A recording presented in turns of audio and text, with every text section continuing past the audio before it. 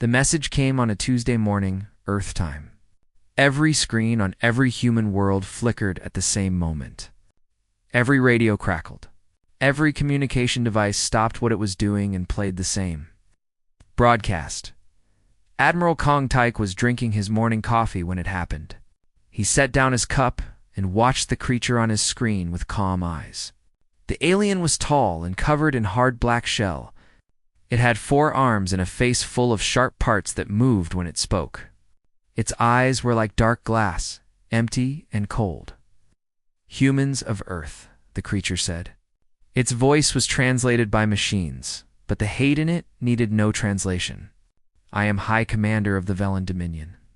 Your species has insulted us by refusing our generous offer. We asked for only 3 of your colony worlds. You said no." Kong Taik took another sip of his coffee. Around him, junior officers were starting to panic. He raised one hand, and they went quiet. "Because of your foolishness," the High Commander continued, "the Velen Dominion hereby declares humanity to be prey. Your worlds will be harvested. Your people will be taken. Your civilization will end. You have 10 of your Earth days to surrender. If you do not, we will come for you." The screen went dark. For a long moment, no one in the command center moved. Then a young lieutenant named Beak Ho stepped forward. His hands were shaking, but not from fear. "From anger, sir," he said. "What do we do?" Kong Taik finished his coffee and stood up.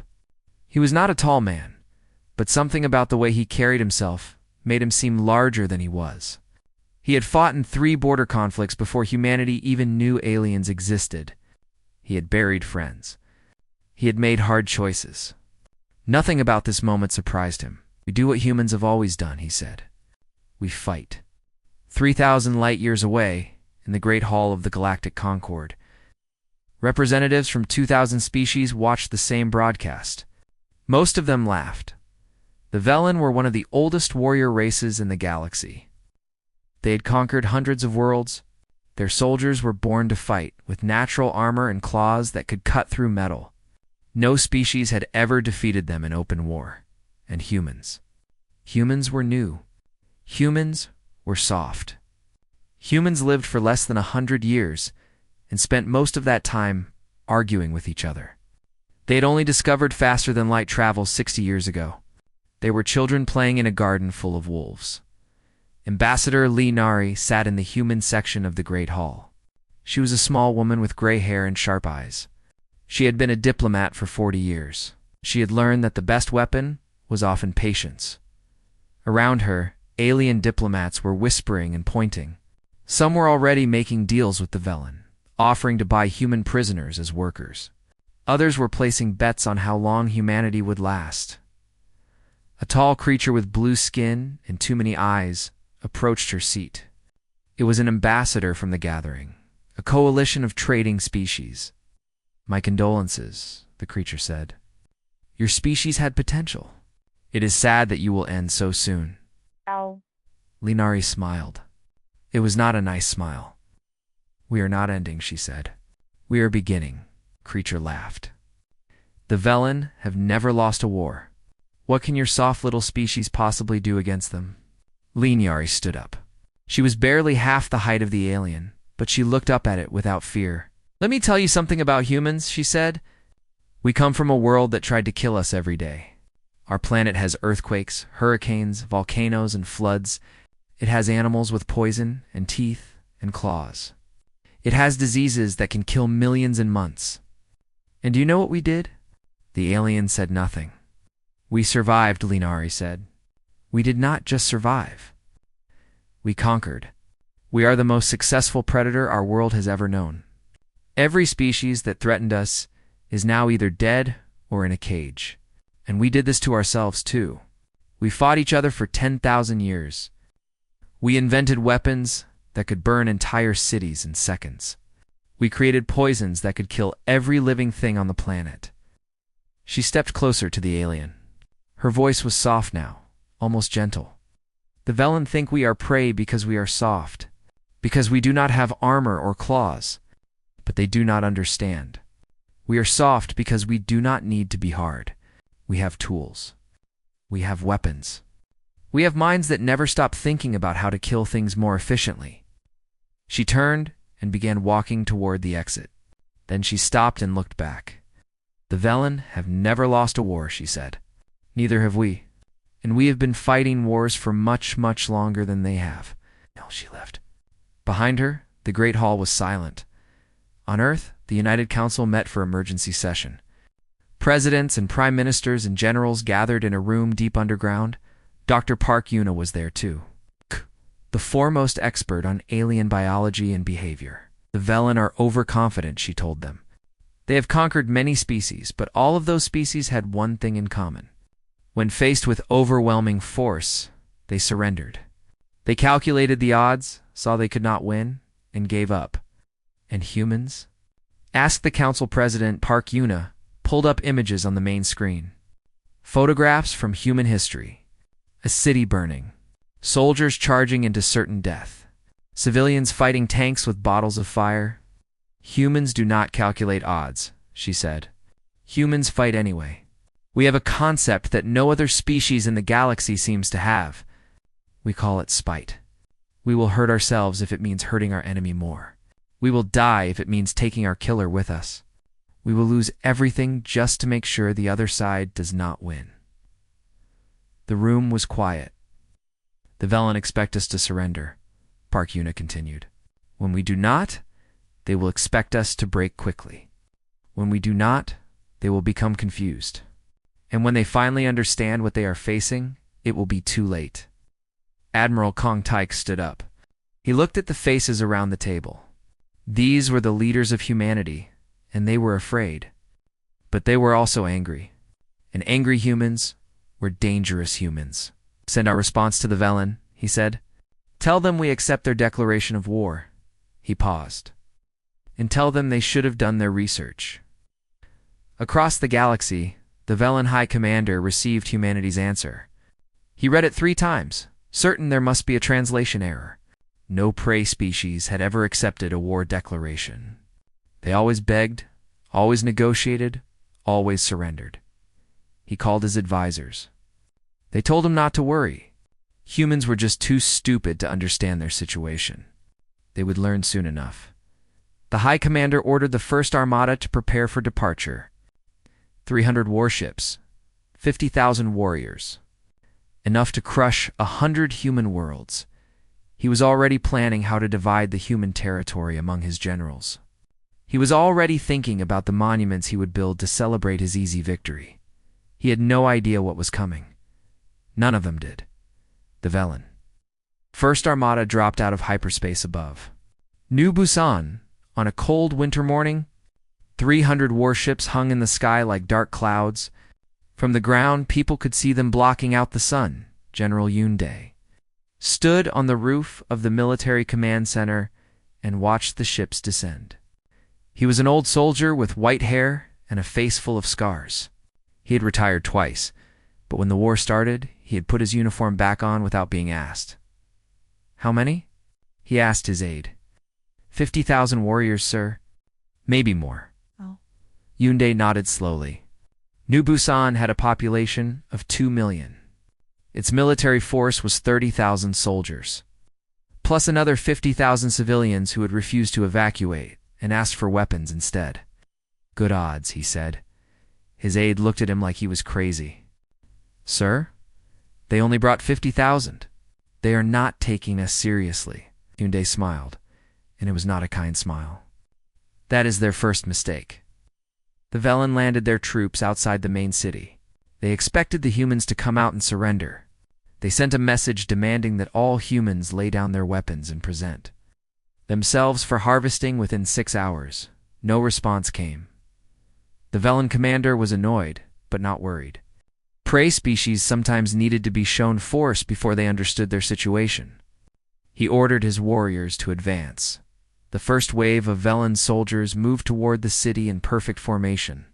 They were beautiful in a terrible way, their black armor shining in the pale sunlight. Each one was 8 feet tall and strong enough to tear human apart with bear claws. They reached the outer buildings of the city, and then the ground exploded. Sergeant Hansu pressed the detonator from his hiding spot 3 blocks away. He watched the explosion throw Velen bodies into the air like toys. Before the smoke cleared, he was already running. Team 2, hit them from the east, he said into his radio. Team 3, wait for my signal. Hansu was not a professional soldier. 6 months ago, he had been working in a factory, building farming equipment. When the Velen declared war, he had signed up that same day. His trainer said he had a gift for killing. He did not know if that was something to be proud of. All across the city, scenes like this repeated. The Velen advanced, expecting frightened civilians. Instead, they found traps. Buildings rigged with explosives. Tunnels filled with soldiers. Snipers on rooftops who shot and vanished before the Velen could respond. The Velen adapted. They were professional warriors, after all. They stopped walking into obvious traps. They used their superior numbers to surround buildings and flush out the defenders. But the humans adapted. Faster Kamea was not a soldier at all. She was an engineer who designed power systems for hospitals. When the evacuation order came, she had sent her daughter away on the last transport ship, then walked to the nearest military post and asked for a job. Now she was crawling through a ventilation shaft with a bag full of homemade explosives. "This is crazy," whispered the young soldier behind her. "This is absolutely crazy." Yes, Chimera agreed. "Keep crawling." They reached a point above a Velen command post. Through the grate, Chimera could see a dozen alien officers looking at holographic maps. Planning their next assault, she placed the explosives carefully, set the timer for 30 seconds. Then she turned and crawled as fast as she could. The explosion killed every officer in the room. Without orders, the 3,000 warriors under their command fell into confusion. Human forces hit them from 4 directions at once. By sunset, the Velen had lost 8,000 warriors. They had taken less than 2 blocks of the city. The Velen commander was furious. He ordered a full assault. All remaining forces, maximum aggression. No mercy. General Yunde had expected this. He had spent months preparing for it. "Fall back to the secondary positions," he ordered. "Let them take the outer city." His officers looked at him with surprise. "Trust me," he said. "The outer city is a trap." Velen surged forward. They took street after street, building after building. They did not notice that the buildings they captured were all empty. They did not notice the wires running along the walls. When the Velen had pushed deep into the outer city, Yunde gave the order. 300 buildings exploded at the same moment. From orbit, it looked like the entire outer ring of the city had turned to fire. The Velen ships tried to provide support, but human anti-aircraft batteries hidden in the mountains shot down everything that came too close. When the fires died, the Velen had lost another 15,000 warriors. The High Commander watched from his flagship. For the first time, something cold moved in his chest. It might have been fear. "How?" he demanded. "They are prey. They are soft. How are they doing this?" His advisors had no answers. The battle for New Busan lasted 3 weeks. The Velen tried everything. Orbital bombardment, poison gas, night attacks, psychological warfare. Nothing worked. The humans did not fight like prey. They fought like something far worse. They fought like creatures who had nothing to lose and everything to prove. Sergeant Hansu died on the 15th day, holding a bridge for 6 hours so civilians could escape. He killed 47 Velen before they finally brought him down. His last act was to detonate the explosives strapped to his chest. Kimara survived. She became famous for her tunnel bombs, a system of explosives that collapsed entire streets under Velen feet. After the war, she would go back to designing hospital power systems. But she would never forget the sound of Velen soldiers screaming underground. On the 21st day, the Velen retreated. 50,000 warriors had become 8,000 survivors. They crawled back to their ships and fled to orbit. Behind them, New Busan still stood. Broken, burning, but standing. General Yunde broadcast a message on all frequencies. You wanted our world, he said. Come back any time. We will be here. Across the galaxy, every species with access to communications watched the footage. They saw Velen warriors, the most feared soldiers in known space, running from a world of soft, short-lived creatures. The Galactic Concord called an emergency session. Ambassadors demanded explanations. How had this happened? What were humans? In her seat, Ambassador Lee Nari watched the chaos with a calm expression. A representative from a nearby species leaned over. Your people won, she said, and there was fear in her voice. How did your people win? Lee Nari thought about Hansu dying on a bridge. She thought about Kim Ara, crawling through dark tunnels with bombs in her bag. She thought about 2 million people who had chosen to stay and fight instead of running. We did not win, she said. We just did not lose. There is a difference. The other ambassador did not understand. Lee Nari did not try to explain. Humans understood. That was enough. Far away, the Velen High Commander sat alone in his chambers. His claws dug into the arms of his chair. He was thinking about the human faces he had seen on the battlefield. They had been afraid. Yes, but they had been smiling too. They had been smiling while they died. For the first time in his long life, the High Commander wondered if he had made a terrible mistake. The Great Hall of the Galactic Concord was more crowded than it had been in 1,000 years. Representatives from every major species had come. Some had traveled for weeks just to be here. They all wanted answers. What were humans? How had they done the impossible? Scholar Chobin stood at the center of the hall, looking up at thousands of alien faces. He was a small man with glasses and a gentle voice. He had spent his life studying human history. He had never expected to explain it to the entire galaxy. You have asked me to help you understand humanity, he began. I will try. But I warn you, what I am about to show you may be disturbing. He activated the holographic display. Images appeared in the air above him, visible to everyone in the vast hall. Humans evolved on a planet called Earth. It is a dangerous world. Earthquakes, floods, droughts, ice ages. Our ancestors survived by being adaptable, cooperative, and aggressive. We learned to work together in groups. We also learned to fight. The first images appeared. Cave paintings of humans, hunting animals much larger than themselves. Early humans hunted creatures 10 times their size. They did this with rocks and wooden spears. They did not have claws or armor. They had patience and planning and the willingness to die trying. New images. Ancient battlefields. But the most dangerous thing on our planet was not the animals. It was other humans. For 10,000 years, we fought each other. War was constant. It shaped our cultures, our technologies, our very minds.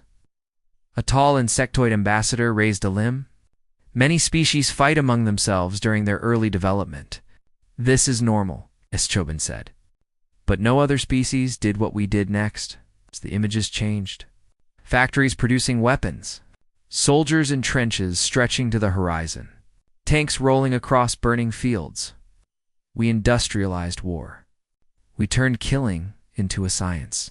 In one conflict we call the First World War, 10 million soldiers died in 4 years. Not warriors. Not volunteers. Ordinary people forced to fight in conditions so terrible that some went mad just from the sound. Silence in the hall. 20 years later, we did it again. The Second World War killed 60 million people. We invented bombs that could destroy entire cities in a single flash. We used them, twice, on our own kind. Chobin showed them images of mushroom clouds, of flattened cities, of shadows burned into walls where people had been standing a moment before. An ambassador from a peaceful farming species stood up and walked out of the hall. Several others followed. They could not watch anymore, but most stayed. They needed to understand. After that war, we built even more powerful weapons. Enough to destroy our entire planet many times over. For 50 years, 2 groups of humans pointed these weapons at each other. We call this period the Cold War. It was called cold because no one fired. But every day, every hour, We were minutes away from ending all life on Earth. An ambassador spoke up, his voice trembling. Why? Why would you build such things? Chobin was quiet for a moment. Because the other side had them, he said simply. And we could not let them be stronger than us, even if it meant risking everything. He showed them more images. Smaller wars, genocides, terrorist attacks, school shootings, humans killing humans in every way imaginable, for every reason imaginable, for no reason at all. We have a concept that I do not think exists in your languages, Chobin said. We call it spite. It means hurting yourself to hurt your enemy more. It means destroying everything rather than letting someone else have it. It means fighting when you know you cannot win, just to make winning costly for the other side. He paused. Many humans believe that spite is wrong, but it is part of us. It is in our bones. When you push a human too far, they stop caring about survival. They only care about making you pay. The Velen representatives in the hall were very quiet. I want to show you one more thing, Chobin said. The image changed to a single photograph. A man standing in front of a line of tanks. He was carrying nothing but shopping bags. This is from an event we call the Tiananmen Square protests. This man stood in front of war machines that could crush him instantly. He knew he would probably die. He did it anyway. Not because he could win, because it was right. Chobin looked up at the thousands of aliens watching him. This is humanity. We are capable of terrible things. We have done terrible things. But we are also capable of standing alone against impossible odds because we believe it matters. We fight when we should run. We hope when we should despair. We love each other even though we know everyone we love will someday die. He turned off the display. The Velen declared us prey because we are soft and short-lived. They did not understand. We are. Esoft because we made tools to protect us. We are short-lived because we burn bright and fast. And we are very, very good at war. Not because we like it, because we have had so much practice. The hall was silent for a long time. Finally, an elder statesman from one of the oldest species rose to speak. His voice was heavy with age and wisdom. Scholar Chobin, in all my years, I have never heard of a species like yours. You are terrifying. But you are also here helping us understand, instead of conquering. Why? Chobin smiled sadly. Because we are tired of war. We have seen what it does. We know its cost better than anyone. We came to the stars hoping to find something better. We wanted to leave our violent past behind. He looked toward the Velen section of the hall. But you would not let us. You called us prey. You threatened our children. You gave us no choice. His voice hardened. So now you will see what humans do when we have no choice. And when it is over, maybe you will understand why you should have left us alone. That same day, Admiral Kongtaik's fleet jumped into Velen's space. 12 supply stations exploded simultaneously. Fuel depots, ammunition stores, food reserves, all gone in a coordinated strike that the Velen never saw coming. The war was no longer defensive. Humanity was attacking. In the Great Hall, Ambassador Lee Nari received word of the attacks. She read the report, then looked up at the alien faces around her. You wanted to know what humans are? She said. Now you will see. She walked out of the hall. Behind her, 2,000 species sat in silence, wondering what kind of monster they had awakened. Far away, the Velen High Commander received reports of the attacks. His supply lines were broken. His forward bases were burning, and the humans were coming. He had wanted a war. Now he was getting one.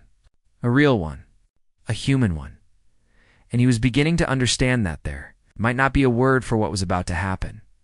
Not in any language he knew. 2 years had passed since the Velen declared humanity prey.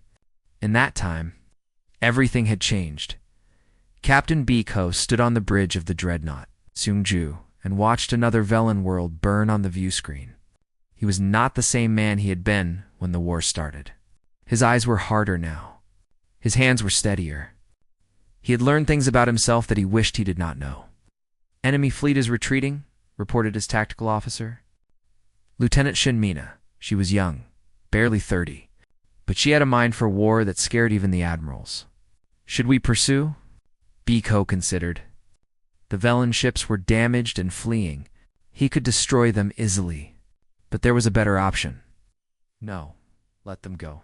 Let them tell the others what happened here. Shinmina smiled. It was not a nice smile. Psychological impact. Exactly. A dead enemy cannot spread fear. A running enemy can— This was the new doctrine of human warfare. It was not enough to defeat the Velen. They had to break them. They had to make them understand, deep in their bones, that fighting humanity was not just hopeless. It was horror. Shinmina had developed many of the techniques herself. She called it psychological warfare, but the soldiers had a simpler name for it. They called it teaching. The first lesson was sound. Human ships carried special equipment that could broadcast on Velen communication frequencies. During every battle, they played recordings. The screams of dying Velen warriors, the begging of captured commanders, the sound of Velen cities burning. At first, the Velen had laughed at this. They were warriors. They did not fear death, but the sounds never stopped. Every battle, every day, the same screams over and over. After a few months, Velen soldiers started having nightmares. After a year, some units refused to fight. The second lesson was symbols. Humans gave names to their weapons. They named missiles after Velen gods. They painted their ships with images of Velen defeat. They left messages carved into the wreckage of Velen stations. We are coming. We do not stop. We do not forgive. The Velen were a religious species. Their gods were sacred, untouchable. Humans touched them anyway. They made the sacred profane. They showed the Velen nothing they believed in could protect them. The third lesson was presence, Captain. Biko led the assault on the Velen breeding grounds. These were sacred places where the next generation of Velen warriors were born and raised.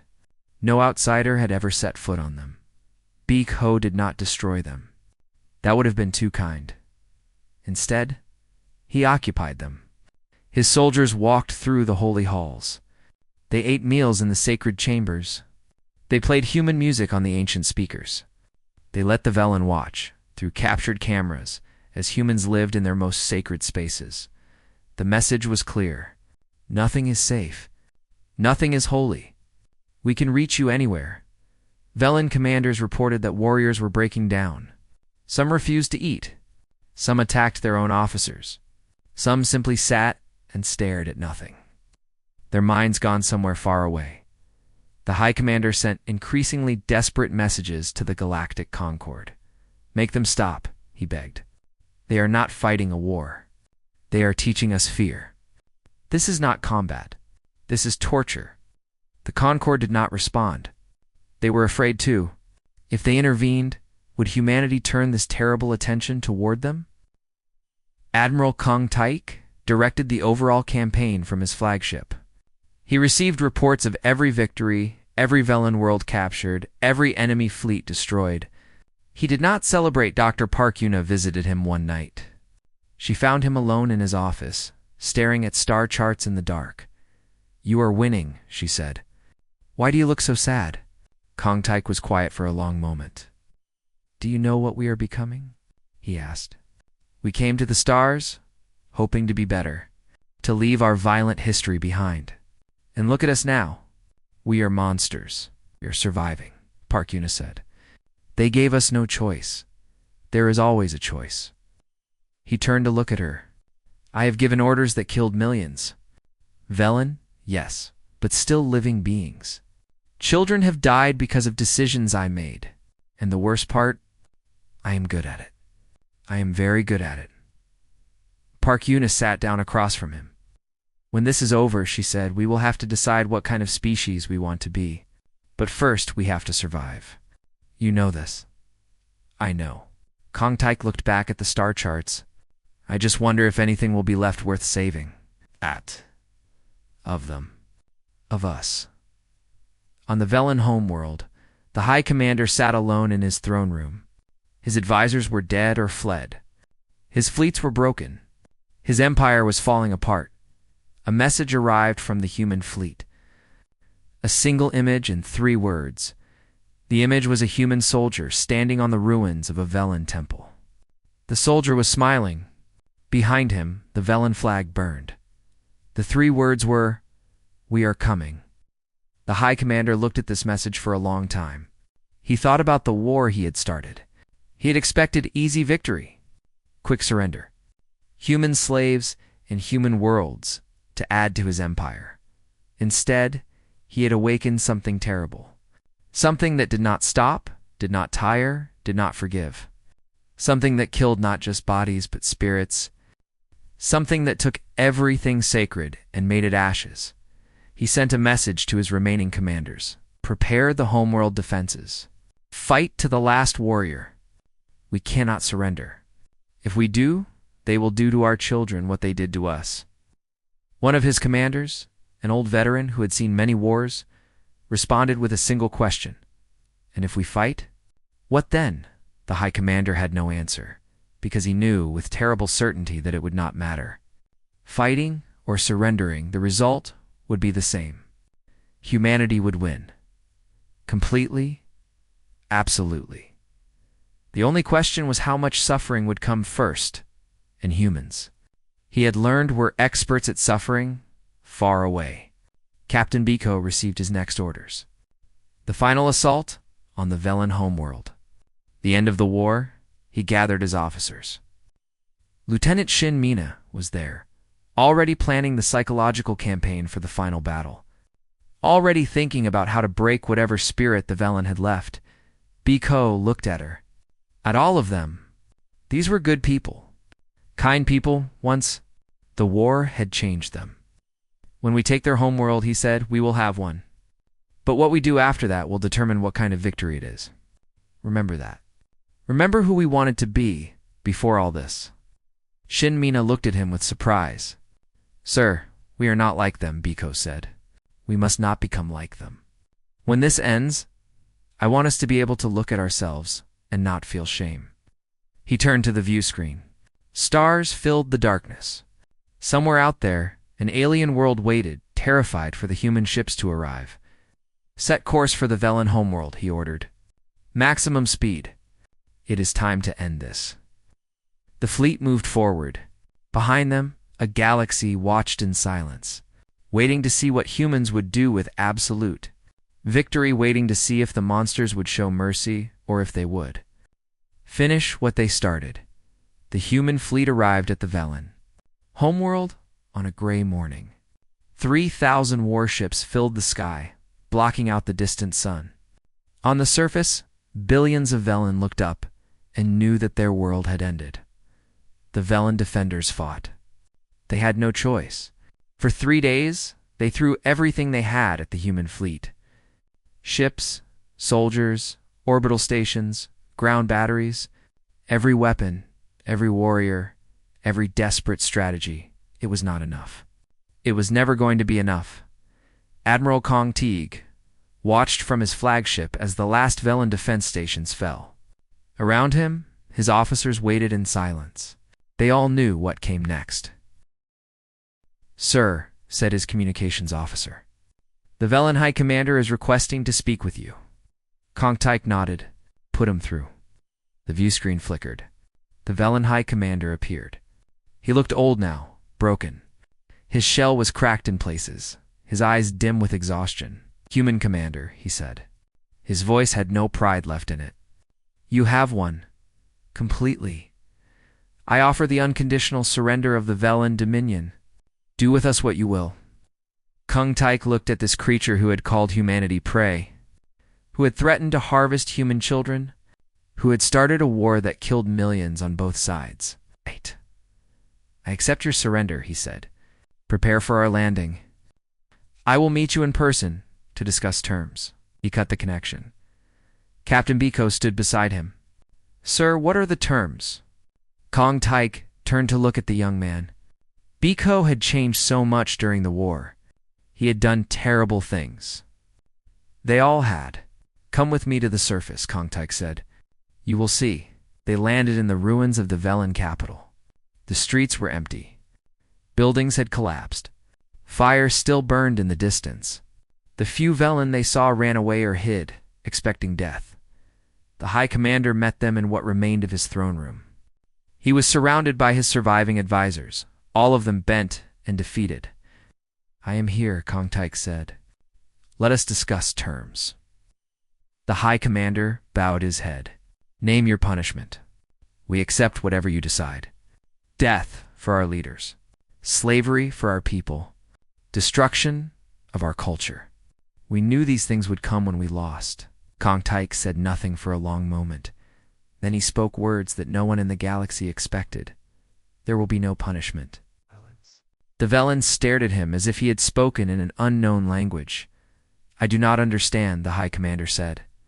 "The war is over," Kong Taik said. "You surrendered. You lost. That is enough."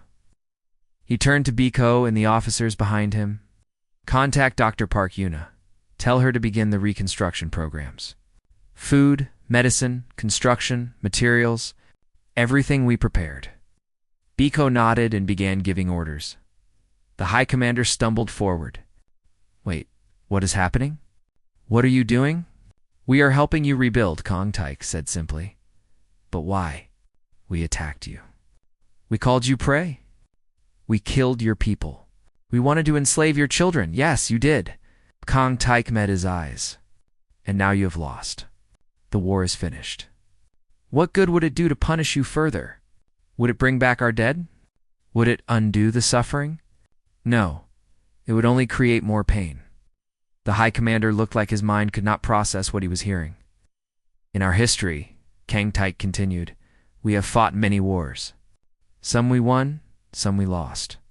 And we learned something. The wars that ended with revenge created new wars. The wars that ended with mercy created peace. We choose peace." Over the following weeks, human ships delivered supplies to every major Velen city. Human doctors treated Velen wounded.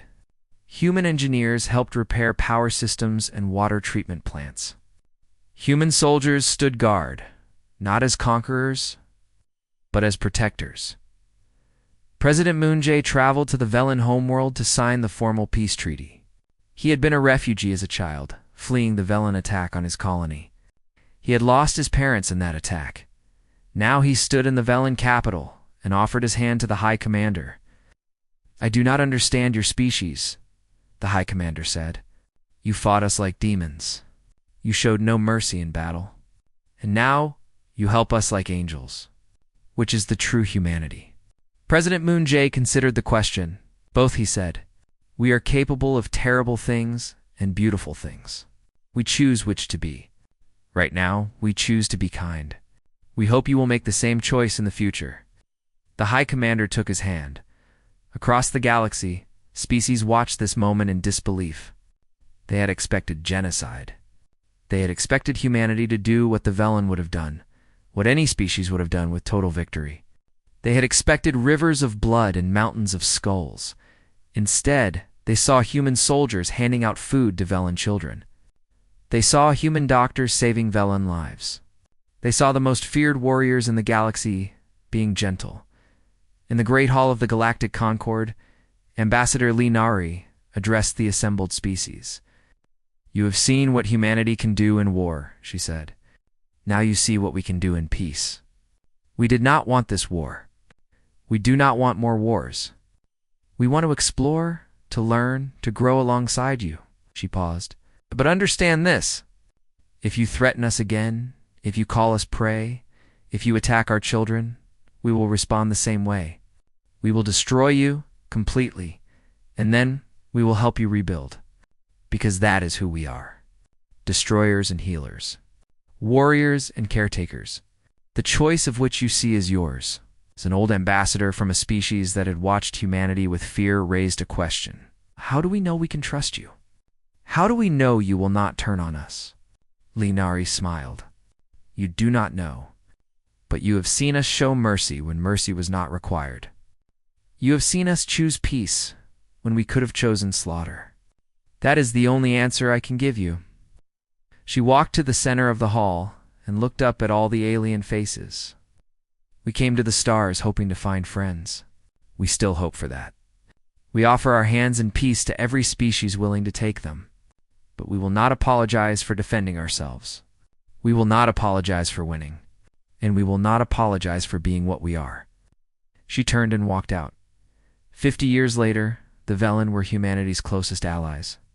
They had rebuilt their civilization with human help. Their children grew up hearing stories about the human warriors who destroyed their empire, then fed them and taught them and lifted them up. The galaxy had learned a simple truth. Humans were dangerous. Humans were strange. Humans could kill you in ways you never imagined.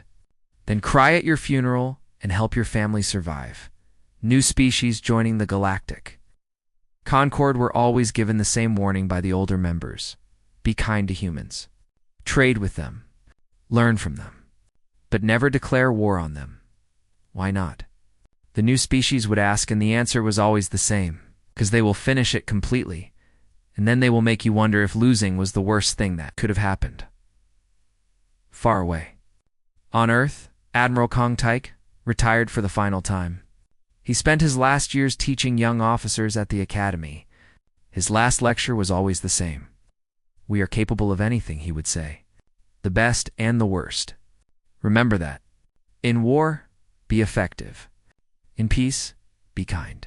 And always, always remember that the enemy you fight today may be the friend you need tomorrow. His students would nod, not really understanding, but someday they would. Someday they all did.